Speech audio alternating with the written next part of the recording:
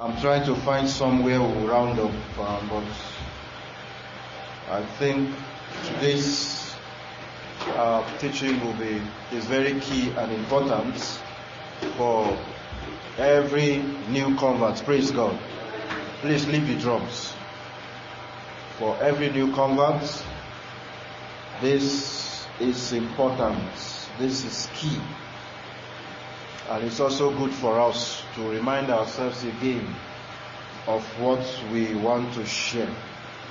So we're sharing tonight on the subject, who you are in Christ. So this is one very important thing a new convert should know. The new convert should know his new identity, or else that new convert will still be living with the old identity. Now these identities are a little bit long, but we'll start and see how far we can go. But it is not about sharing all of the identities, but how firm our understanding or our roots will be in this understanding of who we are in Christ. Praise God. So we'll be reading a lot of scriptures. I'm saying this so that you prepare your hearts. And the purpose is that you yourself will be educated, and that you'll be able to educate these your converts on their new identity. You see, today we see a lot of believers who live like unbelievers, though they are still believers. We get people born again, and even we that got them born again, we are not so impressed with the way they are living. Is that not so? And it's sort of discouraging.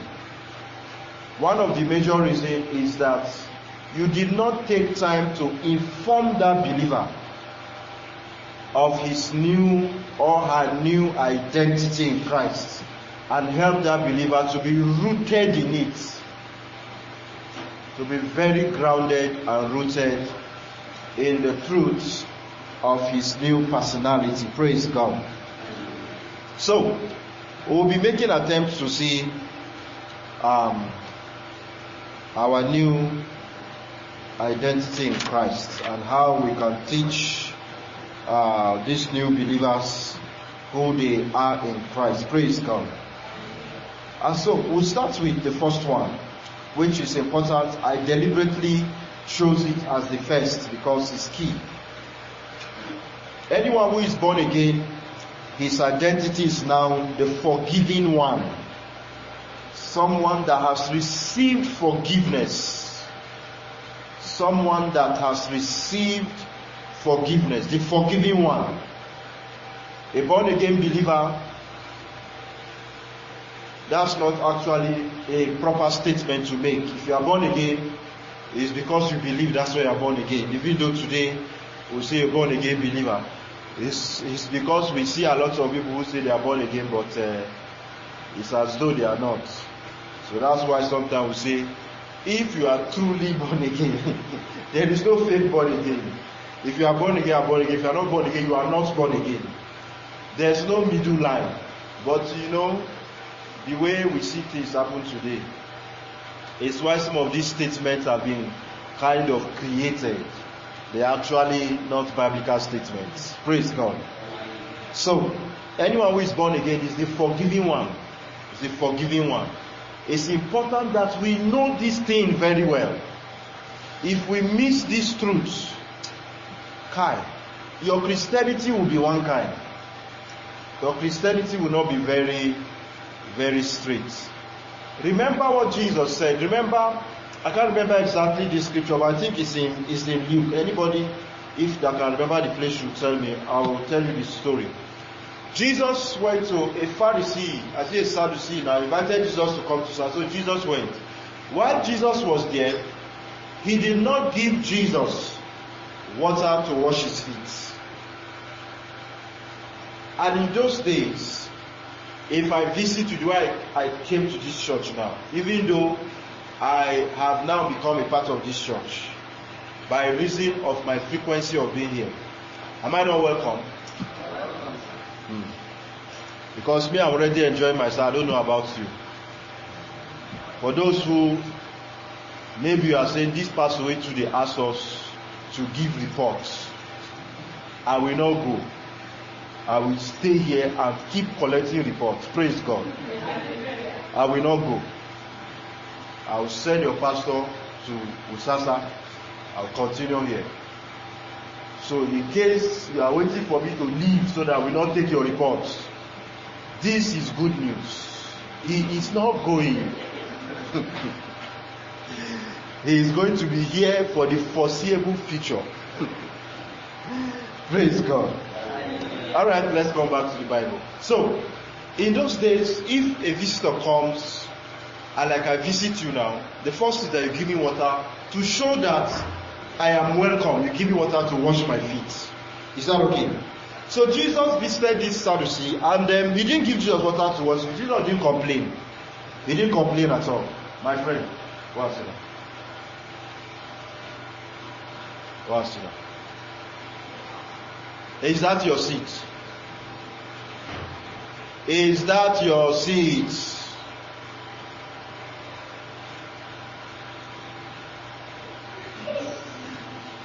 Is his seat inside the room?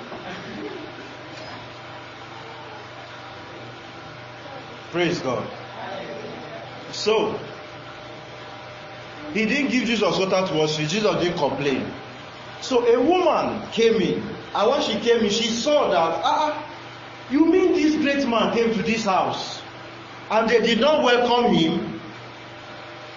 The woman quickly went to Jesus, bowed down, and used her tears to wash his feet. Do you know that tears is very pure, if not purer than the water you are drinking? Because if these tears has any impurity, it will irritate your eyes or get your eyes blind. Is that also? So she used the best or purest of water to wash Jesus' feet. And now use what? Her hair to do what? To scrub it. And what does the Bible say the hair is to the woman? Her glory. Is that also? So she said, who am I? What is my glory before this great man? Now this woman is considered a what? A prostitute. Is that also? But she was doing what the so-called holy man did not do. So we must be very careful the people we call unrighteous or unholy or bad people. We must be very careful.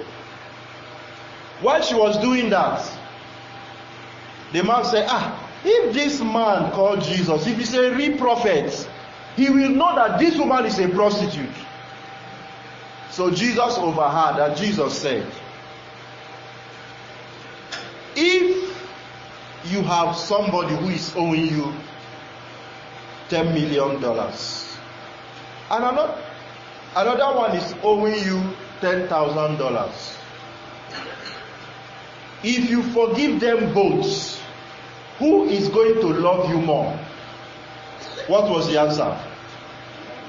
The one that is owing more. Is that also? Jesus now said, this is why I told you all this story, that this woman, she loveth much because of what? She has been forgiven much. That means the person that catches the revelation that God has forgiven all his sins or all her sins, that person will love God more. Do you understand that? So one of the reasons why you see some Christians, the way they love God, you can just know. You see, we can come to church and be singing, oh, I love you, Jesus, I love Jesus, but Jesus knows we are lying. Because our attitude is not commensurate to that, what our mouth is saying. Your action must be commensurate to what you are saying. The way you love somebody is with action, it's not just words. Is that okay? Your action must show. John 3:16 told us that. Is that also? For God so loved the world, and he did what? He gave. There was a performance, there was an action. Is that also? So if I say I love God, there will be an action. There will be a proof.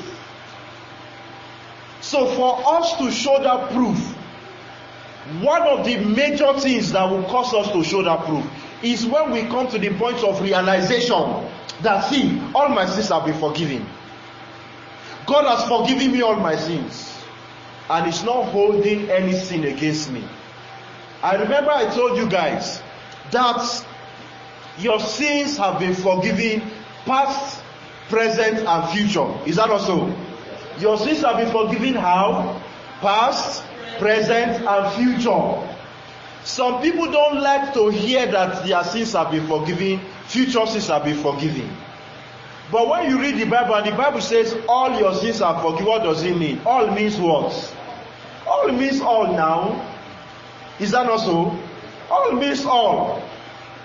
And if Jesus have left some of your sins, for example, the future ones, it means that when you sin in the future, you have got to pay yourself. Is that not so? Is that not so? Good.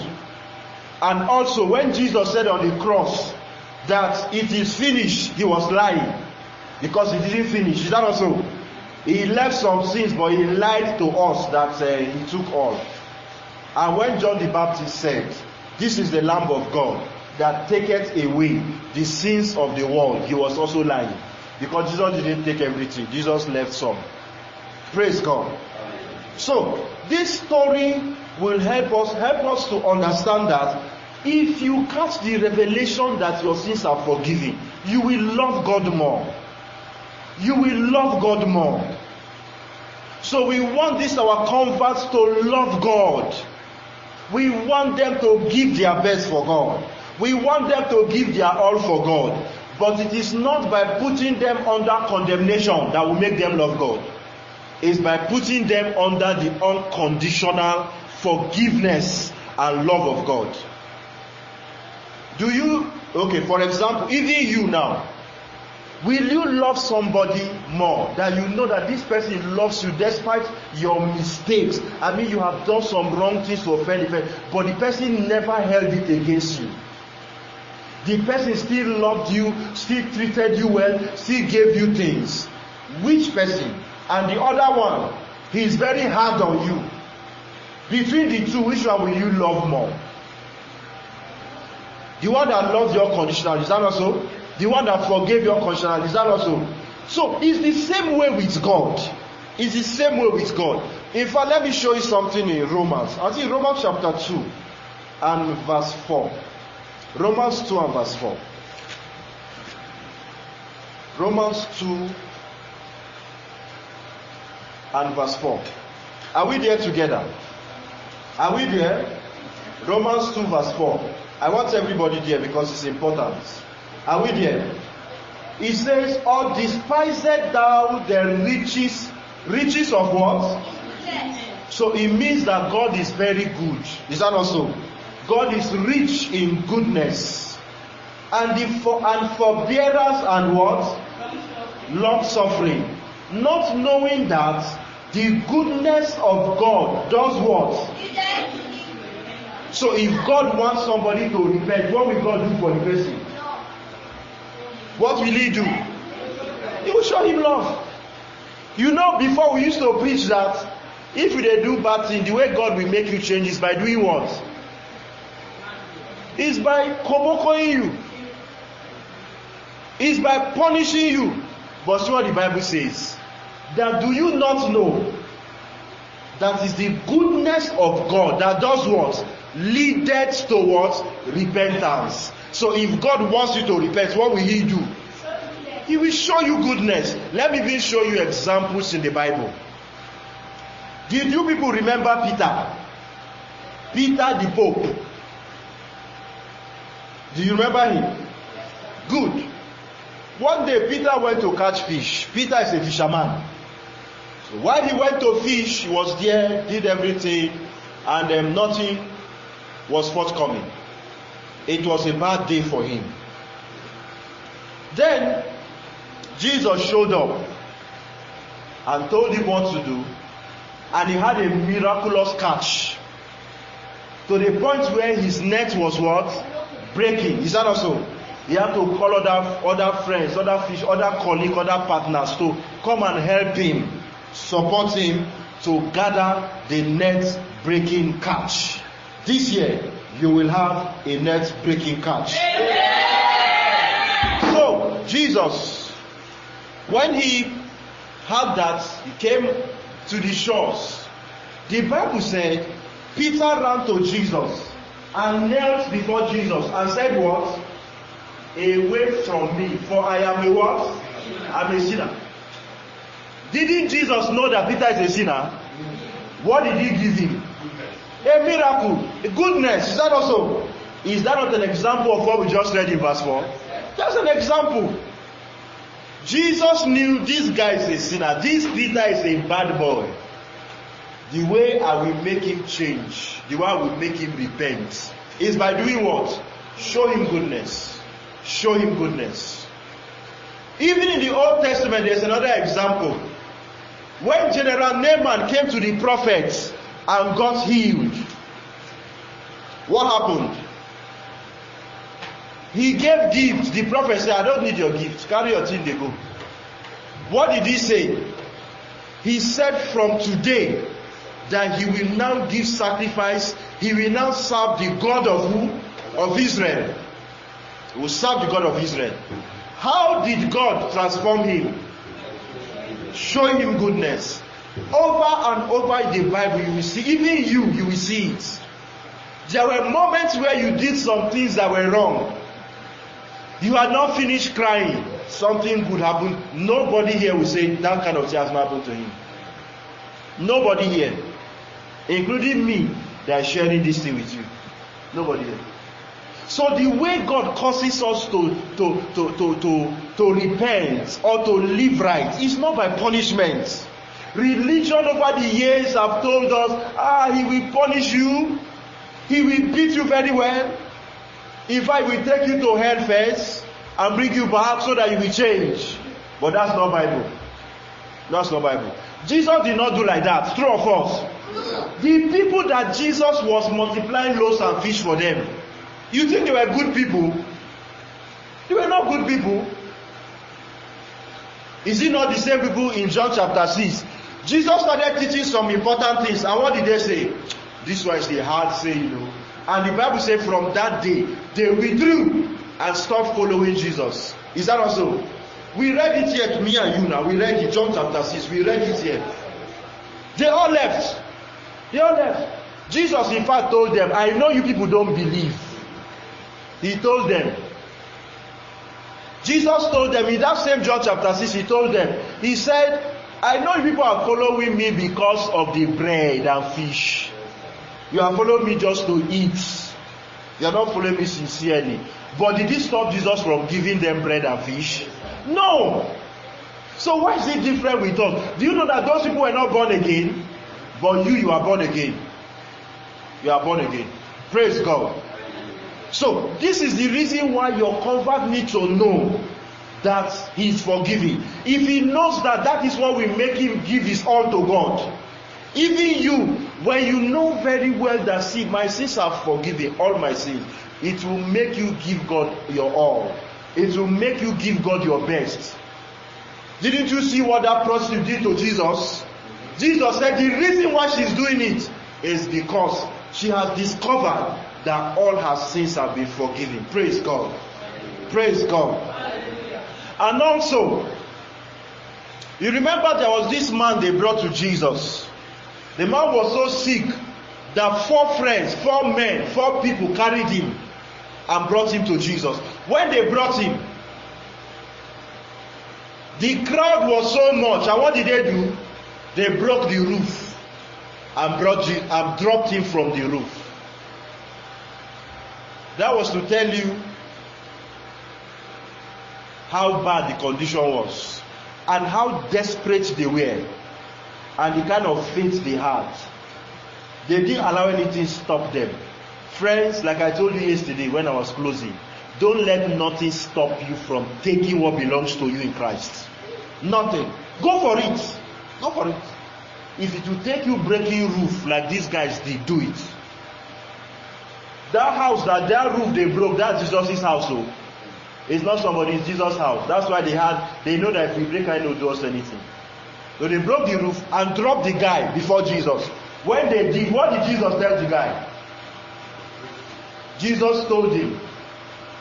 Jesus said, I've seen your faith, but that was not the emphasis now. Jesus said, son, thy sins are what? Forgiven thee. Did he ask for forgiveness? No. No. Jesus just said and said what? Thy sins, son, thy sins are forgiven thee. Rise up and walk. That was all. What did he do? He stood up. Did Jesus pray for him? So what made him stand up from his sick bed? Thank you, my brother. Forgiveness. So when you know that you are forgiven, you know what's going to happen to you? Sickness will not be able to hold your body. In fact, what brought sickness? Is it not sin? What brought poverty? Is it not sin? What brought all these satanic things that are disturbing people? Is it not sin? When you now know that sin has no dominion over you, what is going to happen? All the works of Satan will not be able to hold your life. I'm trying to show you the power of knowing that your sins are forgiven. So Jesus just told the sick man, so sick that one person could not carry him. It took 4 people. When 4 people carry one sick man, make you know that even his finger, he couldn't raise his finger up. All Jesus did was to tell him, sin has no dominion over you. That was all. So when a believer knows that, see, all my sins are forgiven, sickness cannot stay on his body again. Even when fever is trying to hold you, you just need to remind yourself, sickness and disease came because of sin, and my sins are forgiven. It will leave your body. It will leave your body. Now go to Romans chapter 4. Let's start from there. That's not where I wanted to start, but we'll start from there. Are we in Romans chapter 4? Go. Let's start from verse 6. Romans 4, verse 6. Remember we said, anyone who is born again is the forgiven one. Is that also? So we want to see the scripture now. Are we in verse 6? Romans 4, 6. It says, now David is quoting Psalm 32. He's quoting Psalm 32. So verse 6 says, even as David also describes the blessedness of the man unto whom God imputed righteousness without works, saying, blessed are they whose iniquities are forgiven and whose sins are what? Covered. The person that his sins are forgiven, what has happened to the person? He is blessed. Can you see that? So when you understand that your sins have been forgiven, that is when you will start enjoying the fullness of the blessings of God. That's the time. So even David in the Old Testament, he understood that, see, if I can just enjoy forgiveness, I will see God's blessings. I will see God's blessings. This is how I always explain it. If you have, I'm a thief man, so I'll use an example. If you have a dead rat here, now you know why I'm using rat, right? If you have a dead rat here, and it's smelling, it's rotting, it's smelling, and you now carry a broom, and you are busy trying to send the flies away, will you be able to do that? The answer is no. You cannot. The smell will still be there. Go and buy an expensive perfume and put there. It will not still help. True of course. It will not help. What do you just need to do? Just carry the carcass. Is that also? Take away the dead rats. The smell will follow. the flies will also do what? Follow. If there are maggots, they will also go. Is that correct? Is that correct? Good. Sin is what brought sickness, diseases, poverty, and death. If you remove sin, what will go with the sin? Poverty, sickness, diseases, and death. Is that correct? Now Jesus has removed sin. So what has left your life? All of them. Poverty, sickness, diseases, and death. Is that also? All of the nonsense, like Pastor say, all the yama are all gone with sin. So you can see the importance of knowing that you are forgiven. David understood this, and that was why he said, oh, the man that God has forgiven him, the man that his iniquities are covered, that man is a blessed man. Because the reason for the cause is sin. Now the sin is not there. So what do you now have? The blessing. The blessing. The blessing. So knowing that you are forgiven is very important. Knowing that you are forgiven is very important. In some places you teach forgiveness like this. They go quarrel. They simply be telling people their sins are forgiven. Past, present, and future. Let me tell you, if you don't believe that your sins are forgiven, past and future, you cannot enjoy the fullness of the blessing. You cannot enjoy everything Jesus paid the price for you to enjoy. A woman said to me years ago, she said, Pastor, anytime I go to pray, what I discover that I'm doing is, I start remembering what I did, bad things I did years ago. And before you know, all the time of prayer, I have used it to be asking for forgiveness. And I said to her, Madam, now Satan, they remind you of your past. When Satan reminds you of your past, remind him of his future. Do you know his future? What is his future? Hellfire. Tell him, Satan, go to hell. And even if you fall into sin, who did you sin unto? Is it not God? And God said, I've forgiven you. What is Satan's business? Now father and daughter business.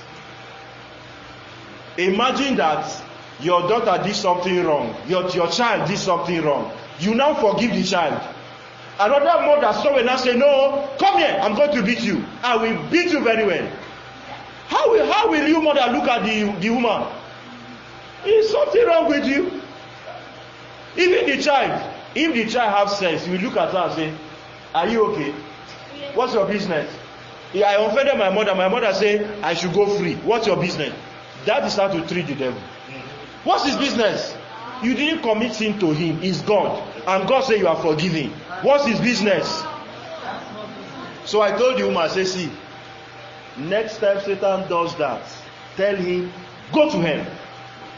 I have no business with you. God does not forget anything.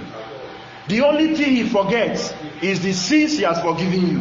Once he forgives you, there's no record of it. Didn't me and you read it in Hebrews? 2 different places. Once he forgives you, he does not remember it. So anything that's making you remember it is not God. Is that not so? It's not God. It's not God. It's ignorance. It's not God. It's the devil that's coming to remind you of your past. Once he forgives you, he has forgiven you and forgotten about it. Praise God. When believers know these truths, they will be hot for the kingdom. They will be strong for the kingdom. They will do like that prostitute did. She was willing to give. She said, no, this man, you cannot use Ragoli's water to wash his feet. You cannot use Eva water to wash his feet. You cannot use Pharaoh to wash his feet. It is tears that is the best. That is the one that God himself purified. That is the one I'm going to use. And what is my glory before this great man? She was willing to give her best. She was willing to give her all. Why? Jesus said it's because she understands forgiveness. When you understand forgiveness, you will serve God with all your life. This is one of the reasons why people don't serve God in church. It's because they are still carrying baggages. They are still carrying the past. Satan is still using their past to condemn them. So they are not able to give God their all. Remember what I told you yesterday? When people are busy trying to make heaven, They will be useless on earth. They will be useless for the kingdom. This is the reason. This is the reason. So your convert must know that, see, all your sins are forgiven. All your sins are forgiven. Don't ever allow Satan condemn you for any one of them. The Bible says there is therefore now no condemnation. So they who are in Christ. Who is the person in Christ? If you are born again, you are in Christ. So it means there is therefore no condemnation to they that are born again. Once you are born again, no condemnation. No condemnation. So anything that brings you condemnation is not God. It's not the Holy Spirit. It is the devil. Praise God. So David is saying, anybody that have discovered that is forgiven, that person will enjoy blessings. Look at verse 8. He repeated the same thing in verse 8. Did you notice that he repeated it, he said it in verse 6, in verse 7, and verse 8. Is that also? In verse 6 he said what? Even as David also described the blessedness of the man unto whom God imputed righteousness without works. Can you see that? Anybody that knows that I'm righteous without works, the person will enjoy blessings. He said, he repeated it in verse 7, went to verse 8 again. Look at verse 8. Blessed is the man to whom the Lord will not what? Impute sin. So anybody that God does not count his sin, the person is what? Is blessed. Is blessed. Look at, let's even add verse 9 so that you will see how Abraham got blessed. Look at verse 9. Comment this blessedness then upon the circumcision only, or upon the uncircumcision also. For we say that faith was reckoned to Abraham for righteousness. If you keep reading, you saw in verse 9, the blessedness is still mentioned again. Is that also? It means that even Abraham, he enjoyed all the blessings he enjoyed was because of what? God did not count his sin. It's because of forgiveness. If you keep reading, you see it clearly there. Even Abraham. That's why up to today we are still singing Abraham's blessings are mine. He did not enjoy it because he was a good man. He enjoyed it because God did not count his sin. He enjoyed because God did not do what? Count his sin. Because God forgave him. Did you remember that Abraham lied 2 times in the Bible? What did he get? Forgiveness. And that forgiveness brought him what? Blessing. God told the king, he said, better, he's a prophet though, better pack many things and go and give him. That is a man that lied though. He now say, he's a prophet, go and he will pray for you. The man just lied. That's why the Bible is telling us that this blessing, did it come to Abraham because he was circumcised or not? He don't say no. It's because Abraham believed God and it was counted unto him for what? Righteousness. He said that was why Abraham got the blessing. That was the reason. Is that okay? So it is the goodness of God that leadeth men towards repentance. Praise God. All right, let's even see forgiveness in the Old Testament before we come to the New Testament. Is that okay? Let's see forgiveness in the Old Testament. Forgiveness in the Old Testament. Let's start from Psalm 32. This thing we read in Romans 4, it was quoted in Psalm 32. Paul quoted it in Psalm 32. So let's read it. Are we in Psalm 32? Verse 1 and verse 2. Are we there? He said, blessed is he whose transgressions is forgiven, whose sin is what? Covered. In the New Testament, our sins are not covered. Our sins are what? Taken away. Is that okay? Our sins are what? Taken away. They are washed away. They are cleansed off. There's no record of it. If you only cover the sin, it is still there. Is that also? It's still there. The record is still there. So in the New Testament, our sins are totally destroyed, totally annihilated. There is no trace of it anywhere. Praise God. So you can see David. Remember I told you guys, I said that David saw the New Testament more than any other prophet. That's why the New Testament quotes the book of Psalm more than any other book. More than any other book. So David again, he says, Kai, any man that God has forgiven his sin, that man will enjoy blessings. Will enjoy blessings. Look at verse 2.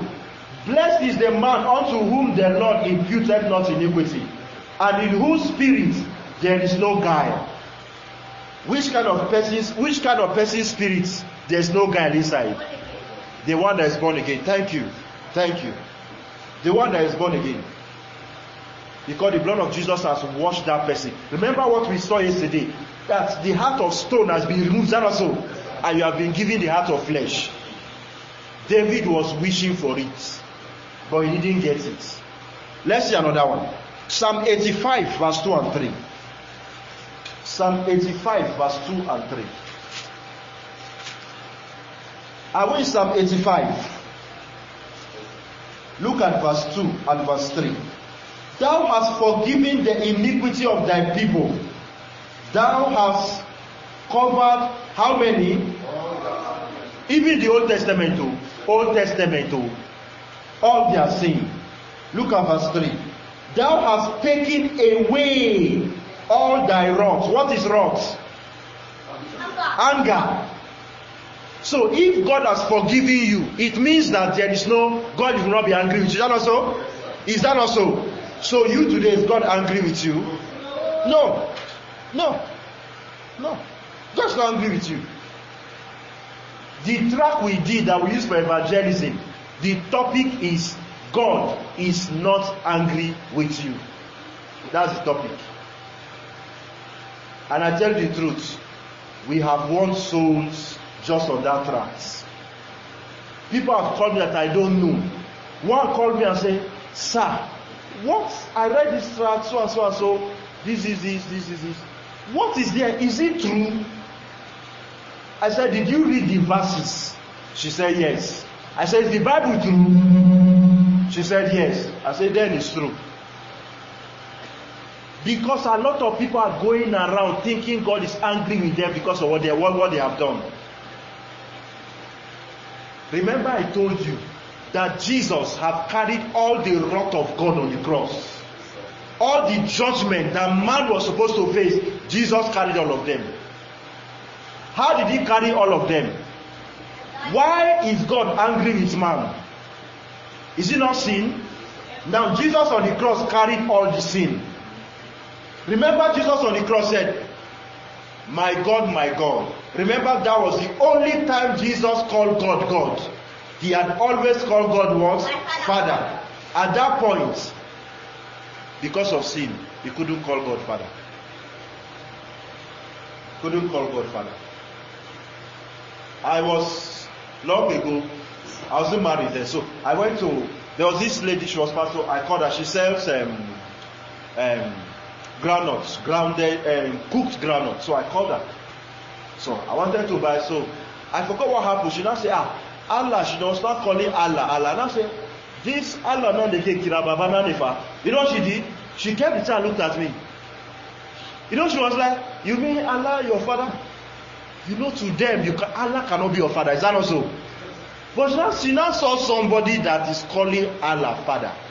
When I saw that, she was surprised. I said, yes, he's my father. God is your father. Is that okay? God is not God to you. He is God for you, but father to you. I know some of you didn't get it, but let me explain. If I am a military general, come, and this guy is my son. I'm a military general. Is that also? He's my son. You come. Stand there. Do that quickly. No, stand there. Alright. This is my son. This is a soldier man. Me, I'm a general. The way both of them relate with me, will it be the same? No, is that also? This worker comes to my office. You know why I pick him? Is where he behaves. It doesn't matter which speech he will go and jump on his mother. Jump on his father. Anything you say is not his business. You say I'm talking to you, no send for business.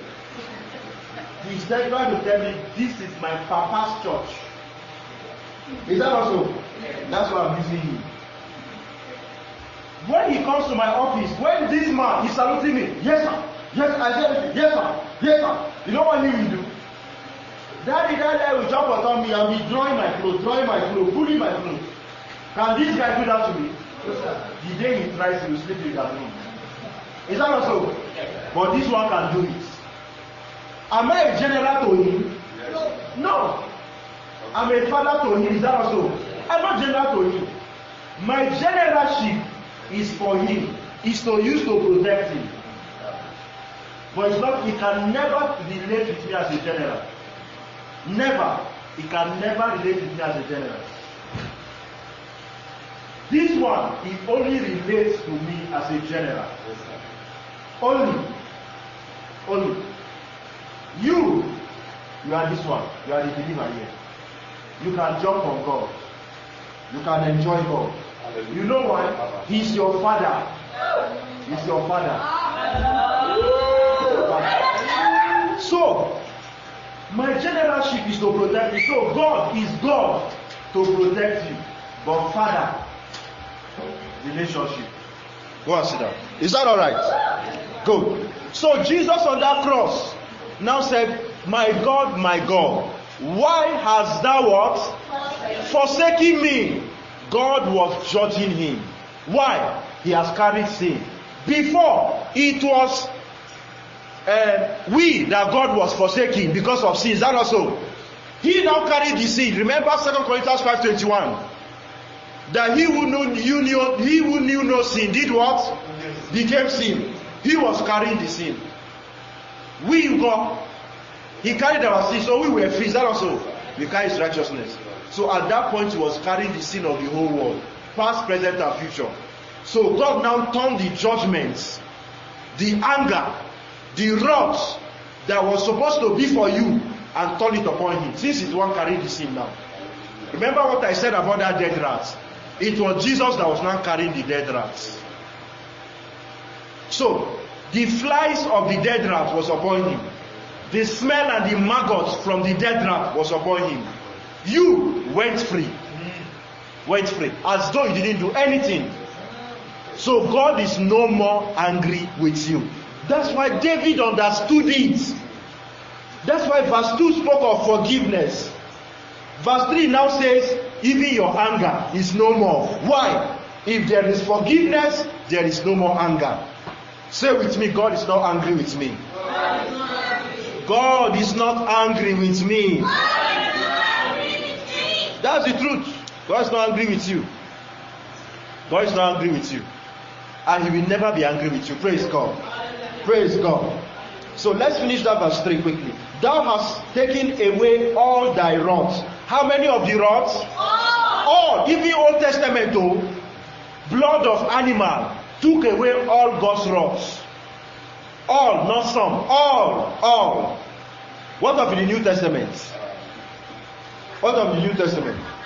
Thou hast turned thyself from the fierceness of thy anger. So God is no more showing you fierceness of his anger. Praise God. Now let's go to Psalm. Let's go to verse 5. This is Psalm 85. Let's jump to verse 5. Psalm 85, right? Go to Psalm 85. Go to verse Psalm 85. Go to verse 5. Are we in verse 5? Will thou be angry with us forever? Will thou draw out thy anger to all generations? The answer is no. Is that also? Because of what? Forgiveness. Because of forgiveness. Go to Psalm 103 now. Psalm 103. Let's read quickly. Psalm 103 verse 3 to 4. This one is a popular one. Psalm 103 verse 3. Are we there? Who forgiveth how many? How many? All the iniquities. And because your iniquities are forgiven, what now happen? You now get healing. Is that also? Is that also? We saw that in the New Testament as well. Is that correct? Look at verse 4. Who redeemeth what? Alive from destruction. Who redeemeth thy life from destruction? Who crowneth thee with long, loving kindness and what? Tender mercies. If you keep reading, it keeps mentioning good things. But what is the first thing that happened? Let's read from verse 1. I'm hurrying too much. Let's calm down and do this thing. Look at verse 1. Are we in verse 1? Bless the Lord, O my soul, and all that is within me. Bless his holy name. Verse 2. Bless the Lord, O my soul, and forget not all his benefits. What is the number one benefit? Can you see that? Why did he mention it first? That is the benefit that opened the door for the remaining. Once you receive forgiveness, the remaining things will enter. Remember the example, the illustration we gave with the dead rats. Once sins are forgiven, the blessings will flow. That's why you saw who forgiveth all their iniquities. The next thing was healing. The next one, redemption from destruction. The next one is that he crowned thee with what? Loving kindness and tender mercy. Look at verse 5. Who satisfied thy mouth with good things? Why? Because my sins are forgiven. So that thy youth is what? Renewed like the eagles. Why will your youth be renewed like the eagles? Because my sins are forgiven. Because my sins are forgiven. Praise God. This is the good news. This is why we say the gospel is good news. This is good news. It is not God will punish you. God will take you to hell. It will never be better for you. Is that good news? The meaning of gospel is good news. So how will God punish you be good news? Come on. Anybody who preaches that type of thing is not preaching the gospel. It does not matter how many verses they are quoting. It's not good news. It's not good news. Praise God. Let's go to Micah now. Micah. If you want to call it Micah, good. It depends on who colonized you.